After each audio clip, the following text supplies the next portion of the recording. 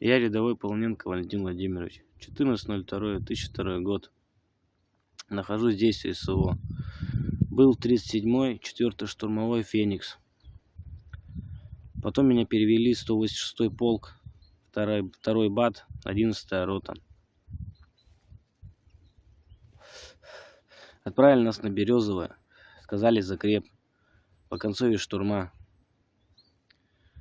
Гонят туда как пушеное мясо. Один билет в одну сторону. Нас накрывал миномет, кассетка. При этом получил я ранение в руку. Попросил откат. Командир Карасюк не дал отката. Пришлось самому выкатываться.